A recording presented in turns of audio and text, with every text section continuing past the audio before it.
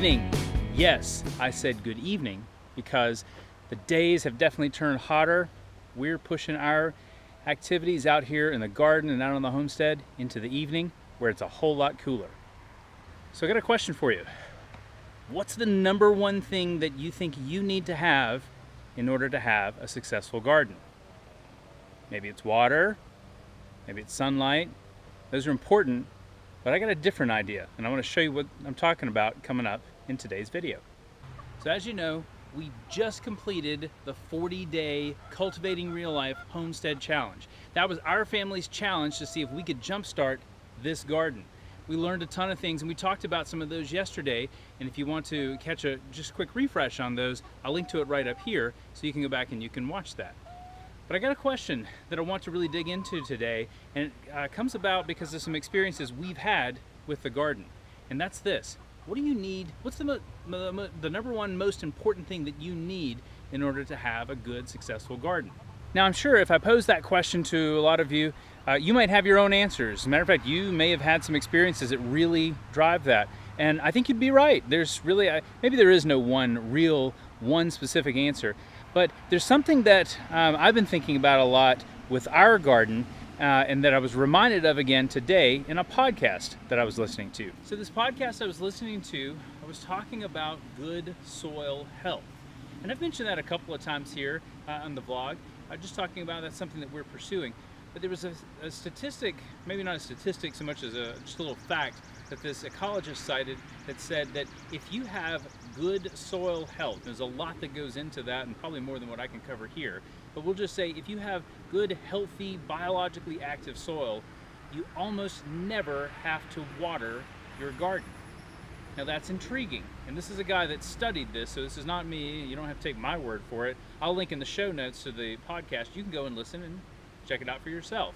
But what he's saying is that when you've got good, healthy soil here in the garden, you almost never have to water because 2 to 3 inches of that soil can hold all of the water that the garden will need in order to be able to grow all of these plants. Now, of course, that's really cool and attractive because you're thinking, hey, if I can cut out one more chore like watering, why wouldn't I do that, right? And it is tempting.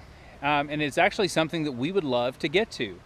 But right now, we're not at that point. And the reason is because this soil is still not all that healthy. So you might ask, well, how do you know it's not healthy, John? Well, you know, I'm kind of guessing here. I don't actually have any data. We didn't get our soil tested, though we plan to.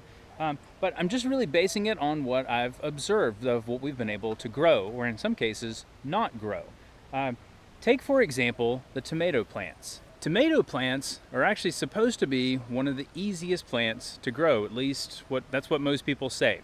That has not turned out to be the case for us. Now, we've had some missteps along the way, not the least of which is we planted our tomato plants and we actually accidentally left them in the little biodegradable planters that they could come in. So our tomato plants didn't get the greatest of all starts. And then you add to that the fact that we probably weren't really watering them nearly enough, and they look kind of puny. As a matter of fact, in this shot, you probably can't even see them all that well. So I'll take you in for a closer look. So these are our tomato plants. Now, they're alive. They're doing okay, sort of, but they're not huge, at least not yet. So one change that I've made here in the last few days is I've really been trying to ramp up the amount of water that we're giving them. And that seems to revive them back to life. So that tells me the part of the answer to the mystery here is that we really needed to give them some more water. But the bigger challenge that I think we're facing is that this soil is still not as healthy as perhaps it needs to be. And it means it just doesn't have a lot of the nutrients and things just yet that it needs in order to be able to grow these plants like they're supposed to normally be able to grow. So really, it seems like we've kind of got two options. One is we could fertilize. We could put fertilizer out here in the soil. We could try to do a lot of amendments and get things to grow as much as we possibly can this year. And that's maybe not an awful idea, but I don't think that's the direction we want to go in. You see, we're actually willing to sacrifice this year for future years, meaning that if this year's tomato crop, if this year's corn, if this year's squash, zucchini, etc., any of these things, if they don't turn out as well, that's okay. because we're growing and we're going to let these things just plow right back into the earth. That's why we put this mulch down. We've made a good layer of organic matter that's going to let this just sit here, and it's going to nourish and nourish and nourish the soil. Soon we'll be letting the chickens back in here as well, and they'll be in here scratching and digging and pooping and all that kind of stuff, and they're going to make that even healthier. And in the fall, we'll come right back and start where we began this cycle by putting more leaves back into this space. So that's really the approach that we want to take this year. So sacrificing this year for the sake of future years so that we can get healthier soil, that's more important, and that's what we want to try to do. And that's why I think that's the number one thing that you need in order to have a successful garden. If you have healthy soil, if you've taken care of getting the right kinds of conditions, you'll be able to grow just about anything. Speaking of healthy, in yesterday's vlog, I mentioned that our apple trees, among a few other things, are kind of getting eaten up by Japanese beetles. And the problem that we have with Japanese beetles is they eat the leaves on our apple trees.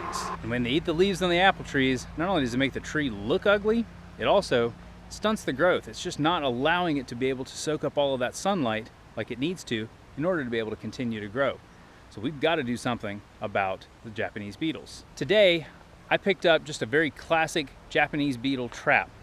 I've gotten this as a quick gap solution for us to put in place. I say it's a quick gap solution because this actually does have some chemicals in it. It's not my most favorite method, and Melinda and I are going to begin researching tonight what are some other natural solutions that we might be able to use that will take care of getting rid of the Japanese beetles. But for now, we just simply have to put something out so that we can see if we can start attracting these Japanese beetles away from the trees so that they won't do any more damage. So I'm going to go ahead and set this trap up.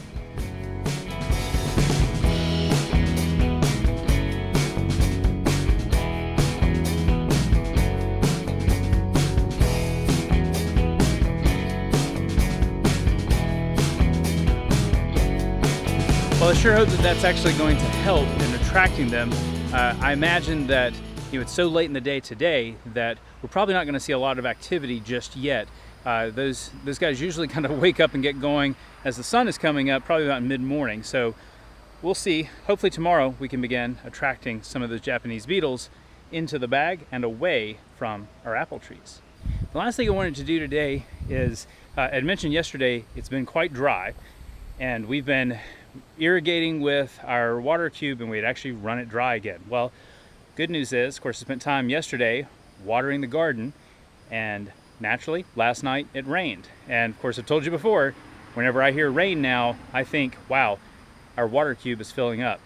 So good news, while it's not filled up, it's almost halfway full. It's right up to about right here, which is great. So that's good. I think we're due to get a little more rain this week, and then that will hopefully fill this guy all the way up, and then we'll be back to normal operation.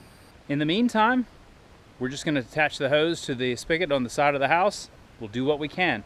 We've got to keep getting water out here on this garden because we don't have that completely healthy soil just yet. Well, that's it for today. It's kind of a short work session this evening. Really gone ahead and taken care of a lot of the things that we need to do, and these girls are already starting to roost. They know that I'm coming out here, and they know that I bring them in at night. I put them in because they'll just roost out here, and well, frankly, I don't want them to get taken by a predator, so I move them in each night. Now they see me coming, they think it's time to go in. But what it does mean is it's time for us to end today's vlog. Thanks again for watching. We're glad to have you. As I said yesterday, we're going to keep on going. We may be done with the 40-day challenge, but we still got more work to do. So thanks for coming along for the ride. We'll see you tomorrow.